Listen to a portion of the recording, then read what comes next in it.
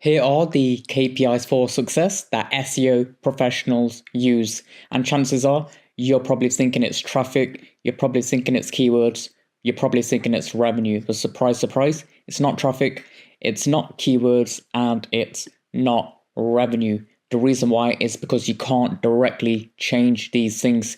You want more revenue? Well, guess what? You can't concentrate on the revenue. You have to concentrate on the micro, the things that influence the revenue. The same with the traffic, the same with the keywords. So instead of waking up every day, logging into your dashboard, and then maybe pulling your hair out on why these aren't growing, you need to question yourself on why aren't these growing.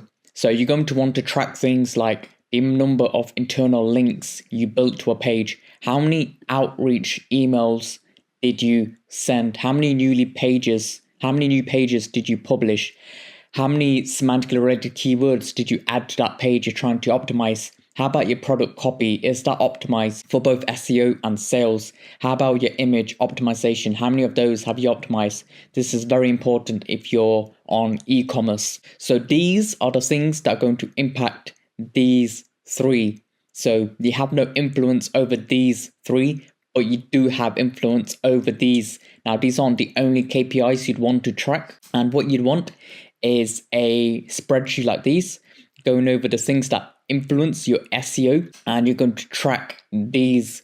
So for example, the internal links built, how many internal links is that page receiving? So you could just say it's now receiving 50 internal links in the quantity section, and then you can write comments and be more specific to add context to this. I added 10 internal links from blog posts to this page. So at least we've got more context where these internal links came from, and you can paste in your page. So you can put X page as well as the date the change was published, and you can even go ahead and put a screenshot of your Google Search Console, because what you're going to do is after you've published these changes is a few weeks later, go back to your Google Search Console and see what happened.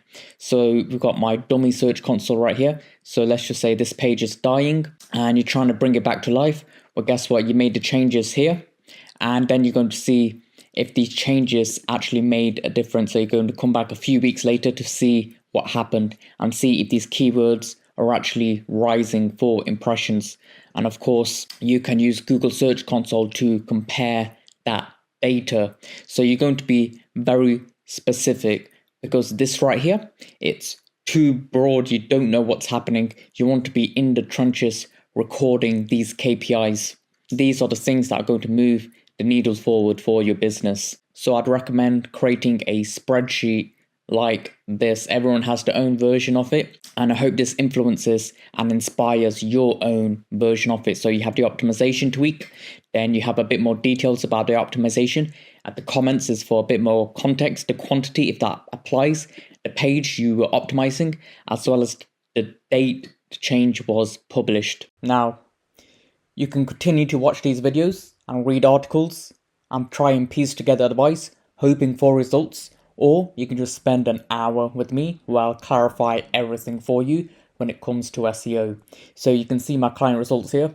You can watch this 2-minute video to understand what this page is about, and you can book a one-on-one consultation with myself where I'll give you a roadmap and tell you exactly what you need to do in order to drive more sales from Google. And you can also learn a bit more about me when you read this page. And I'll leave a link in the description below.